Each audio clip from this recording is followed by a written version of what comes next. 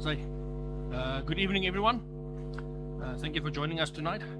It's me preaching.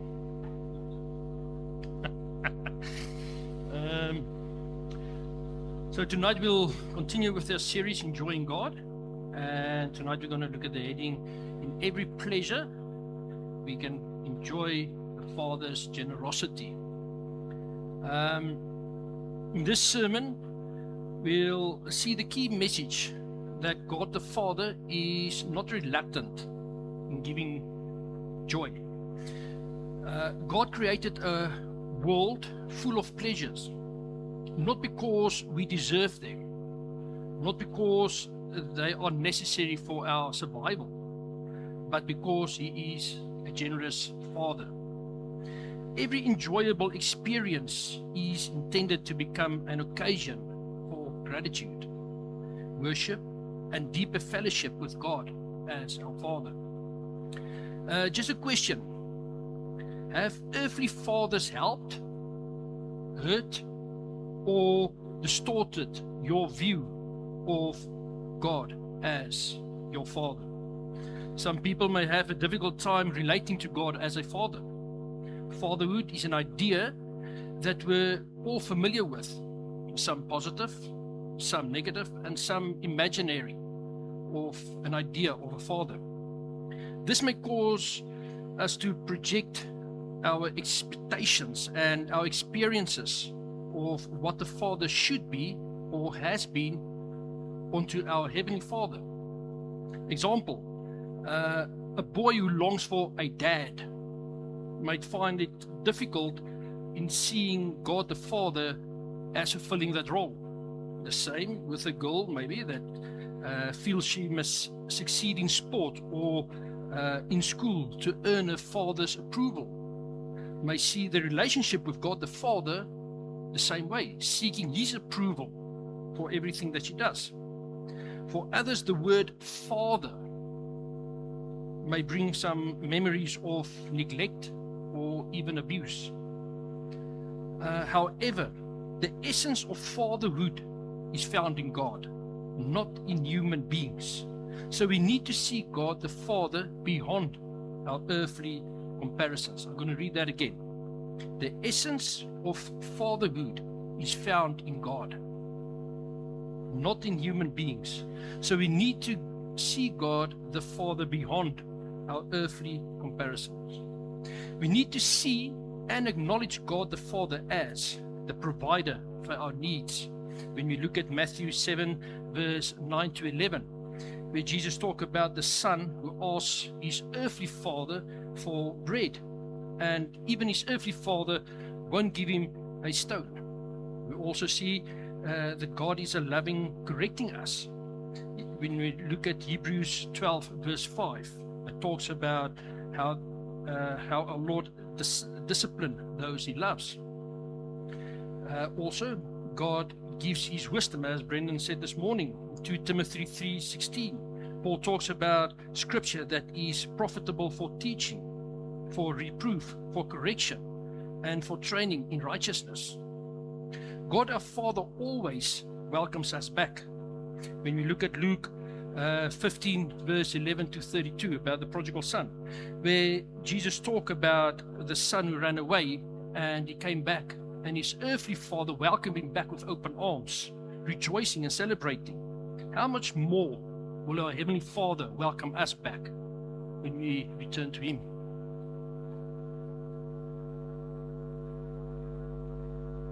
Viewing God as our Father signifies an intimate, relational adoption. It means we are not just a creation, but beloved children. God's fatherhood guarantees unconditional love, constant provision and comparison, discipline from a perfect, unwavering source of ultimately granting us secure inheritance and access to Him through Christ. God has forgiven us, He has redeemed us, and God has justified us through Christ. But is that enough? Is that enough? Maybe that's enough for you and I, but is that enough for God? If that were all that the Father had done, how would we relate to Him as a Father? God the Father wants more for us, and He also wants more from us. He wants to create intimacy and a relationship between us and Him as our Heavenly Father. That is what God the Father longs for.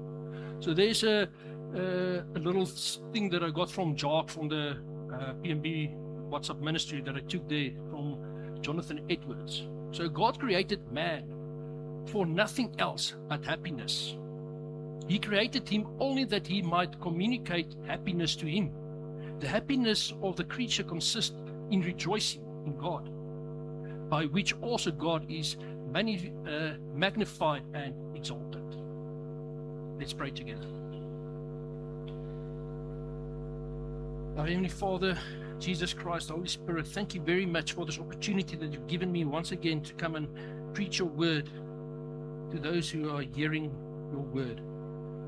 I pray that you will work in everyone's heart tonight, that you will open their ears and their heart to accept your word, that you will work in them, Holy Spirit, and that what I'm going to preach tonight about God, our loving Father, it will go into their hearts and it will change those who's got a distorted view of our Father, that it will change their view. I pray that you will work in us and that this won't just fall on empty ears and empty hearts, but that you will work in us and that we can apply in our lives that which we're going to look at tonight. I pray this in your holy and glorious name. Amen.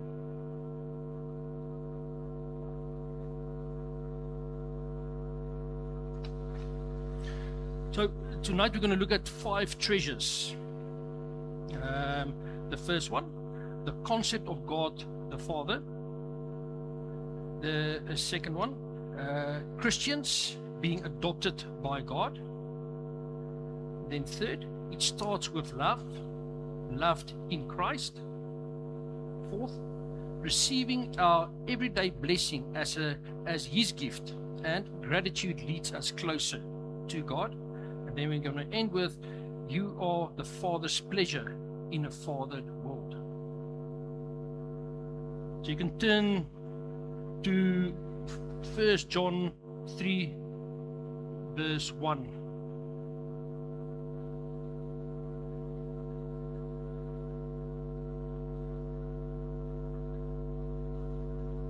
I'm going to read there for us from the ESV. 1 John 3 verse 1. I'm just going to read the first part of that verse. See what kind of love the Father has given to us, that we should be called children of God. And so we are. So this passage starts with a command. It says, see. So John wants us to observe the display of the Father's love. John already introduced the subject of God's love in chapter 2, and he will fully explain it in chapter 4 later on. Now, in chapter 3, John describes the kind of love that the Father gives to His children. So, in that same verse, what kind of love? If you look at the ESV, other translations in the NASB says, how great a love. Note that John does not say the Father loves us. John describes an action of God's love here. Instead, John tells us that the Father has given, if you read the ESV, or lavished, if you look at the NIV, or bestowed, when you look at the NASB, His love on us. And this portrays the action, that the extent of God's love. It's also interesting that John has chosen the word Father purposefully. John could have used the name God here, but he didn't. He used the word or the name Father. If you can read that again. We read, see what kind of love the Father has given, instead of see what kind of love God has given. So he purposefully used the word Father. The use of the name Father implies the father-child relationship. However, God did not become a father when He adopted us as children. God's fatherhood is eternal. because he is internally the Father of Jesus Christ. And through Jesus, he is our Father. Through Jesus, we receive the Father's love, and we are called children of God. What an honor it is that God calls us his children.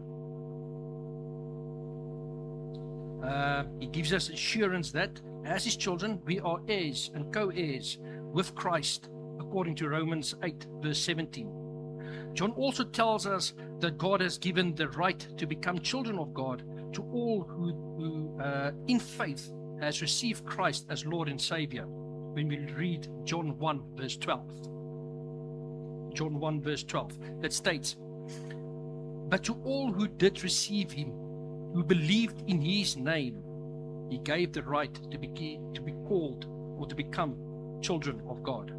God extended his love to his Son, Jesus Christ, and through him to all his adopted children. When John tells us, "And so we are," at the end of that first verse in 1 John 3, verse 1, that last part of that sentence, John declares the reality of our status. Those who are in Christ. Right now, at this very moment, we are the Father's children. In other words, this is not a promise which God will fulfill in the future. It is now. The truth is, we are already God's children. We enjoy the right and privileges as our adoption entails, because we have become to know God as our Father. As children, as his children, as God's children, we experience God's love. As God's children, we acknowledge him as our Father. We put our trust and faith in him who loves us, provides for us, and protects us, as our earthly fathers should do. Also, as our earthly fathers should, God discipline his children when they disobey or ignore his commands. God the Father does this for our benefit, so that we may share in his holiness, according to Hebrews 12, verse 10b. Regarding adoption, Paul says this in Ephesians 1, verse 4 to 5. We're going to look at Ephesians 1, verse 4 to 5 quite a lot. "In love, he," that is God, "predestined us for adoption as sons through Jesus Christ, according to the purpose of his will." We used to be sons of disobedience and children of wrath, according to Ephesians 2, verse 2 to 3. But now, we're sons and daughters of God. We are family. We are loved. In love, he, that is God, predestined us for adoption. And predestined, as you know, means that he has chosen us. So we are chosen in love, for love. The author J.I. Packer says this: "Adoption is the highest privilege that the gospel offers, higher even than justification. In adoption, God takes us into his family and fellowship. He establishes us as his children and heirs. Closeness, affection, and generosity are at the heart of this relationship. To be right with God, the judge, is a great thing. But to know and realize that you are loved and cared by the same God is even a greater thing."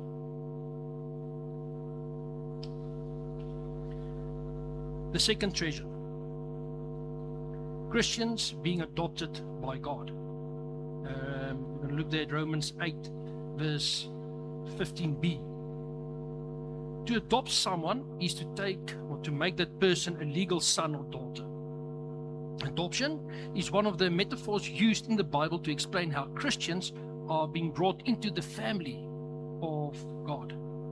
Jesus came to redeem those who were under the law so that we might receive adoption as sons, according to Galatians 4, verse 5. And according to Romans 8, verse 15b, Jesus was successful. Here Paul wrote, but you have received the Spirit of adoption as sons, by whom we cry, Abba, Father. Today we can write the will and leave our wealth and property to anyone we want, male or female. But in the Roman world it was a little bit different, with a few exceptions. A man had to pass his wealth to his son or sons. But if a man had no son or sons, or if he felt that his sons were incapable of managing his wealth or were unworthy, he would adopt someone who would make a worthy son. Remember the sentence that I just read now. These also were not infant adoptions as commonly known today. Older boys and even adult men were adopted. When the adoption was legally approved, the adoptee would have had all his debt cancelled, and he would receive a new name.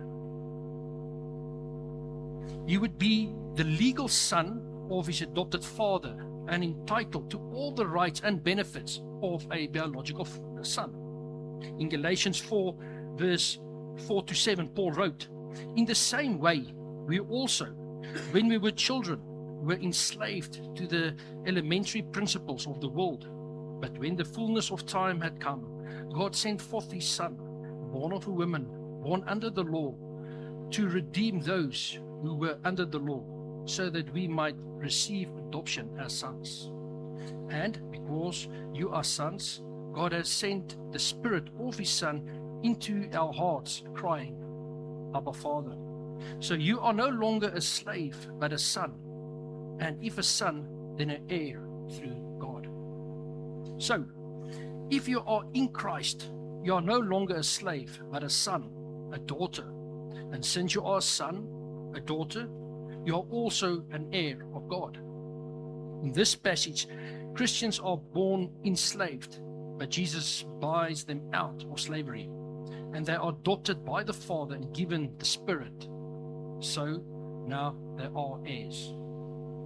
When we come to faith in Christ, our debt is cancelled, same as the Romans.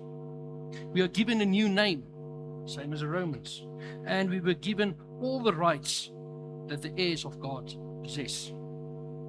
One difference, however, between the Romans and the adoption that Christians get are we're not adopted because God thinks we will make worthy heirs. God adopts people who are completely unworthy, because God adopts because of his grace. Like justification, adoption is a once-off, non-repeatable act of God. You cannot be unadopted. If you are adopted, you are in God's family. In adoption, Christ brings those who were once enemies into the family of God, giving them eternal inheritance.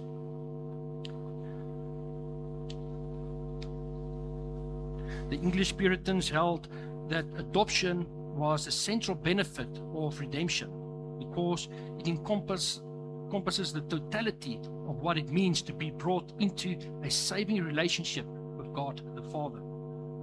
The Westminster Divines summarize the essence of the doctrine of adoption in the following way.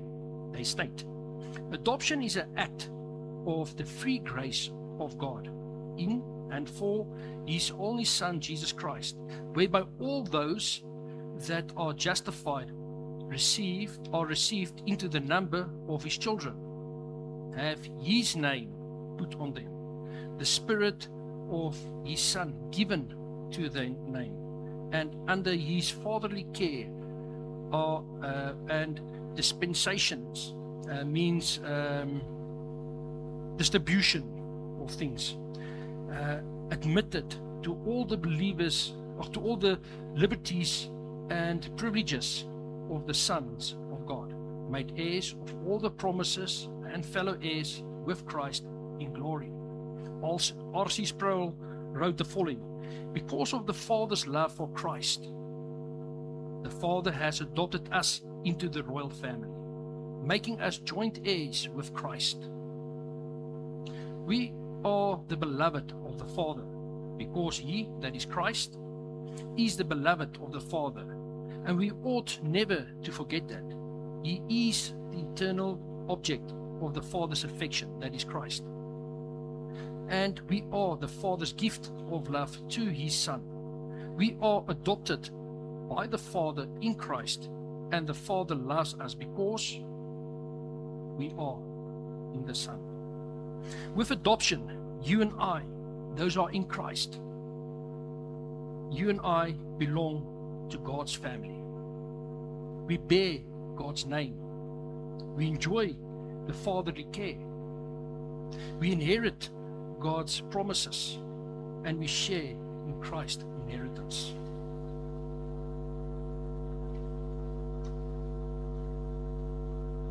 The third treasure, it starts with love, loved in Christ. I'm not going to go too deep into this. There will be other series and more in detail on this. Have you ever wondered if God is displeased with you? Have you ever wondered if God is displeased with you? Maybe when you commit sin, maybe when you feel distant, you feel, man, now, what did I do now? You know, do you think God is displeased with you? Have you ever felt that? John Owen says, some believers are afraid to have good thoughts of God. The Father has chosen us before the creation of the world. Ephesians 1 verse 4 to 5 says, in love, God the Father predestined us for adoption. It all begins with the Father's love. The Father is not reluctant. Quite the opposite. It starts with his love. We didn't love him first. He first loved us. But it gets even better. As we've seen in Ephesians 1 verse 5, that says, in love, he predestined us for adoption to sonship through Jesus Christ. God the Father relates to us in Christ. And in verse 6 says the Father has freely given us this grace of adoption in the one he loves. We are in his Son. The Father loves his Son, and now he loves us as he loves his Son. In other words, the Father loves us with the same love that he has for his own Son, Jesus Christ. So the Father did not reluctantly save humanity. Salvation begins with God's love. God chose believers in love, as we see before the creation of the world. Adoption was his pleasure and his desire. The Father loves believers because they are united with Christ. Christians are loved with the same love the Father has for Jesus Christ. And this means believers can approach God confidently as Abba, Father.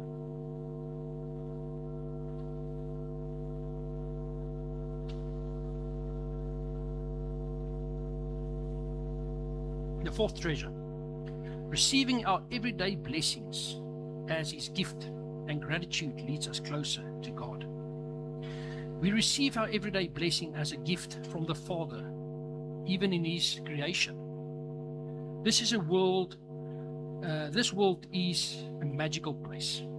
God's verdict on this world is as follows. When we look at Genesis 1 verse 31a, that says, and God saw everything that he had made, and behold, it was very good.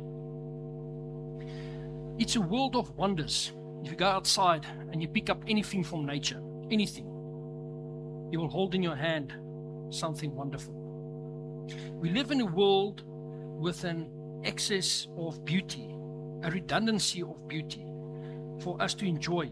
However, the vast majority of things of this beauty goes unnoticed, unremarked and unappreciated. We miss out on the joy our Father has intended for us. But God is enjoying his creation. He's enjoying his own for his own pleasure and for his own glory.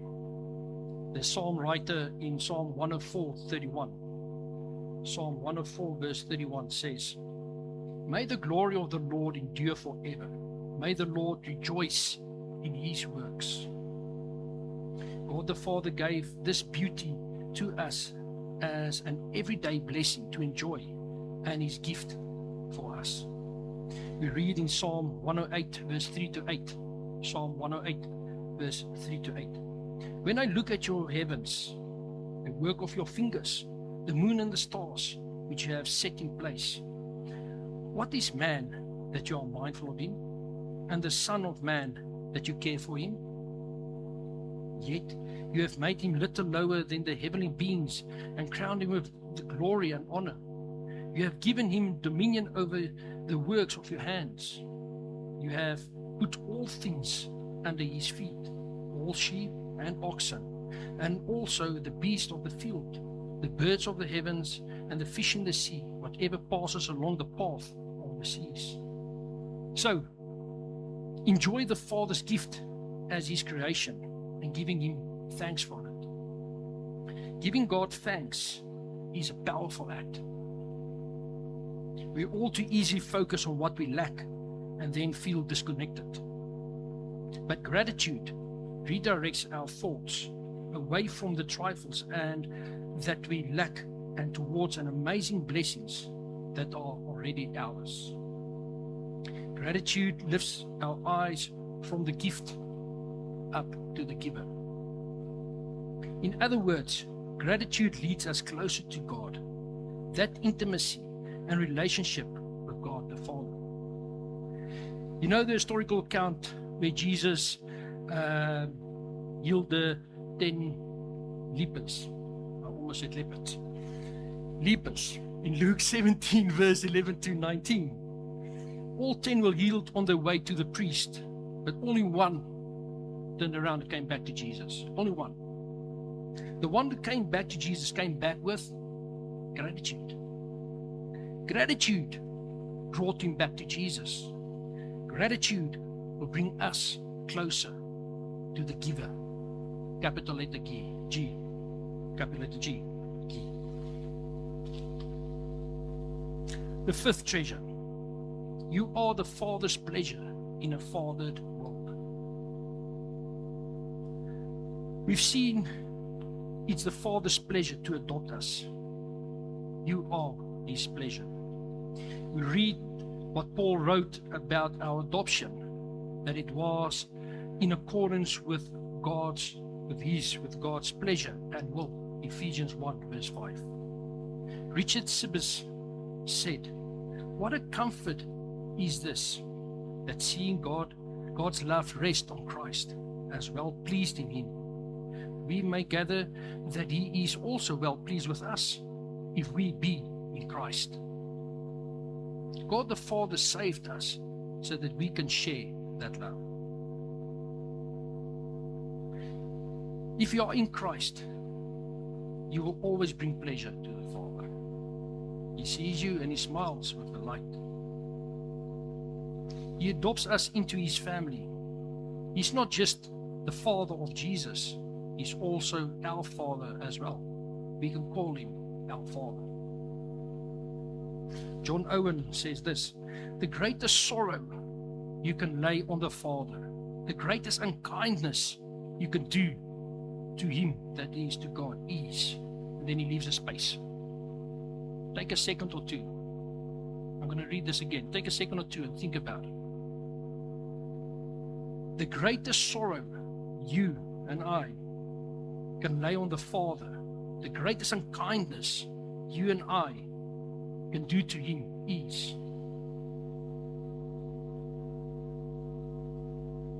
Then Owen asked, how will you complete the sentence? Is it not to love him, not to love God?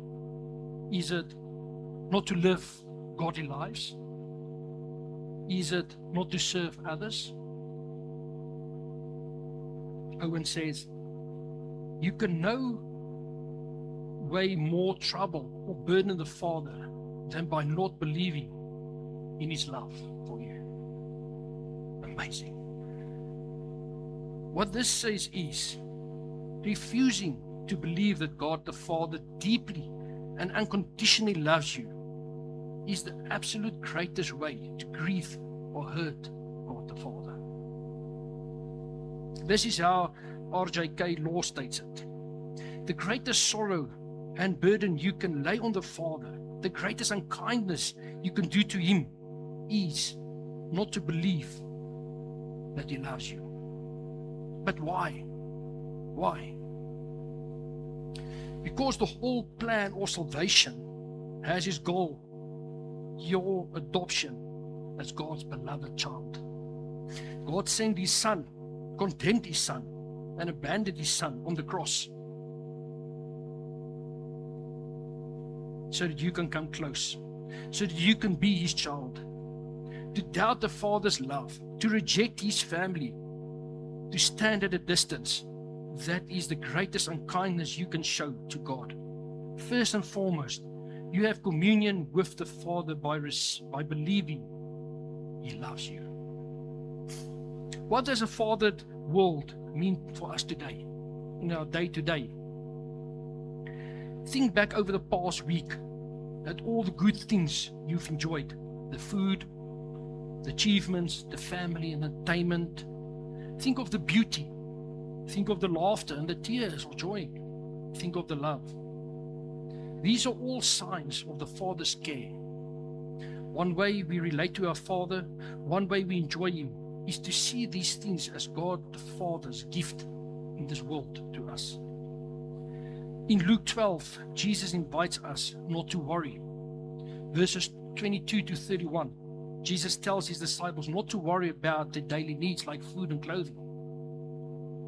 He points out that God feeds the birds and clothes the flowers, and since human beings are much more valuable, the Father will provide much more to us.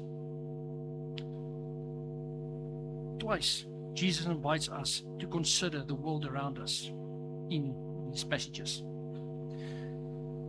We to consider the ravens, verse 24, and we to consider the wildflowers, verse 27. The point is clear. We do not need to worry because the world is full of signs of our Father's intimate involvement. We live in a Father world.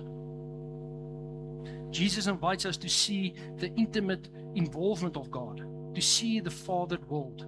You see the flowers. They are so beautiful, and yet they are here today and they are gone tomorrow. Verse 28. The lie that the serpent in the Garden of Eden was that God was an uncaring Father.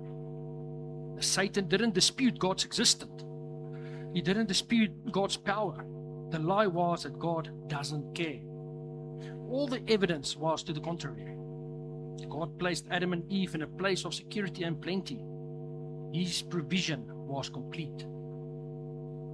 Yet, humanity believed the lie that God was distant and uncaring. We still do, still today. Jesus says our problem is that we lack faith. Verse 28. We don't believe God cares. We think of God the Father as distant.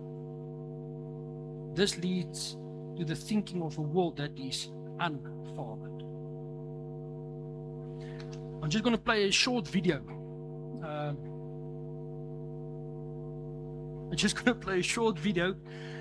Just to show God the Father's created the smallest of detail, even in insects, for us to enjoy. Do insects have fingerprints? You might already know that humans have unique patterns on our fingertips called fingerprints. No two are exactly alike, not even identical twins. But what about insects? Do they have something similar? Well, insects don't have the same kind of skin we do, so they don't have fingerprints the way you and I do. But here's the exciting part. God gave insects their very own unique ID cards. In fact, scientists have discovered 4 amazing ways insects can be identified. First, chemical signatures. Every single insect has a unique blend of molecules inside its body. Scientists use a special tool called a mass spectrometer to read this chemical fingerprint. It can tell them the insect's species and even its age. That's incredibly useful in forensic entomology. That's the science of using insects to help solve crimes. Second, the wing bang patterns. God God designed insects with beautiful, intricate patterns of veins in their wings. These veins help give the wings strength and help the insect fly. And just like your fingerprints, no two wing vein patterns are identical. Scientists can look at these patterns under a microscope to identify exactly what kind of insect they're studying. Third are spectral fingerprints. This one is really cool. Scientists can measure how an insect's wings reflect light, including light our eyes can't even see. Using special cameras, they can identify the correct insect about 91% of the time. It's like a secret glowing code that God hid right inside their wings. And fourth, microbial fingerprints. Insects carry tiny living things called microbes on their bodies and even inside them. Blowflies, which are often the first insects to arrive at a crime scene, carry their own unique community of microbes. As these microbes grow, they create a biological signature that scientists can use to understand what happened and when. Isn't that amazing? Every time scientists make a new discovery about insects, we see more and more of the incredible creativity of God, our master designer. As Romans 1:20 reminds us, God's power and greatness are clearly seen in everything He made.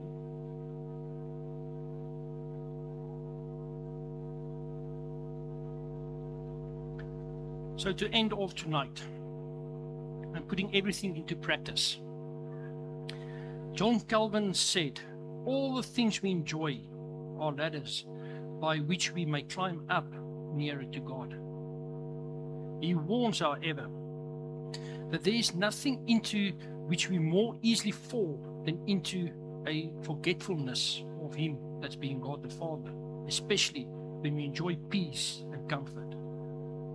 So as soon as things are getting easy for us, as soon as things are getting smooth sailing,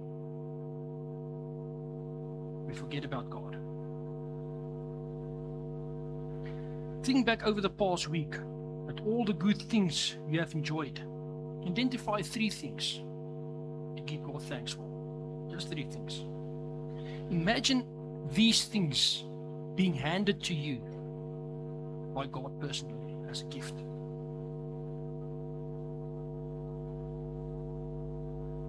One way we relate to the Father is to receive these things as His gift, to thank Him for these things, to look for answers for our prayers, to tell other people how He provided for us, to spread the gospel, to celebrate every good thing as His provision. For the week, for the coming week, and even longer, for the other weeks as well, do the following. Regularly notice God's gift in everyday life. Intentionally thank God for specific blessings. View every pleasure as His gift from our Heavenly Father, and trust God fatherly care instead of living in anxiety. Each day of this week, pick something that makes you feel joyful and thank God for it. When you pray, you can pray this: thank you, Father, for carrying me through this day, for that what you have protected me from. God protected you from the invisible as well. Remember that.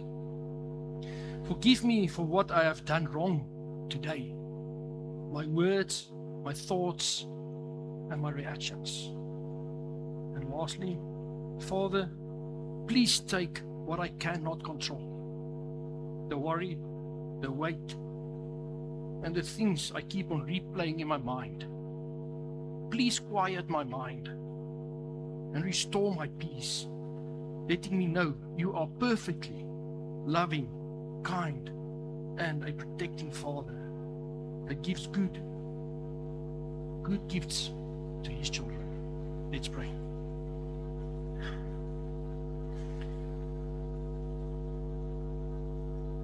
Our Heavenly Father, thank you very much for bringing us here tonight, and those who are listening tonight as well.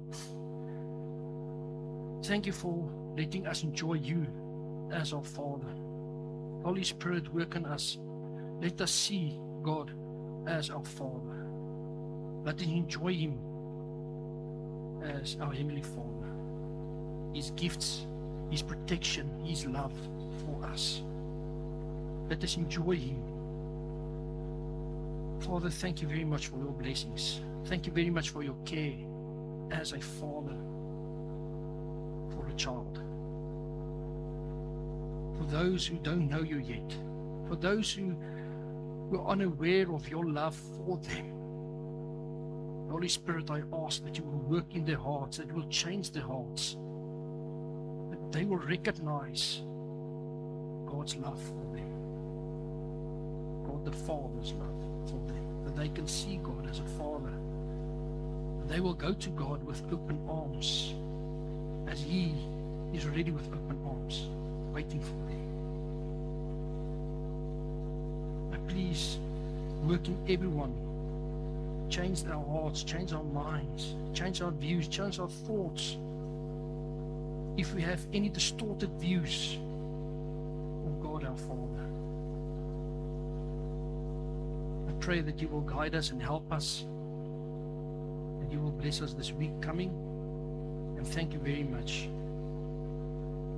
for giving your Son, Jesus Christ,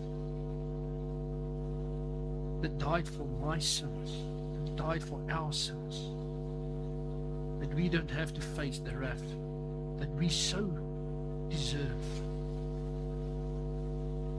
Thank you very much for being a caring Father for us. Thank you very much for showing your love for us. I pray that you will go with us and help us what we do, that we can see your joy, and we can enjoy you as well. I pray this in your holy name.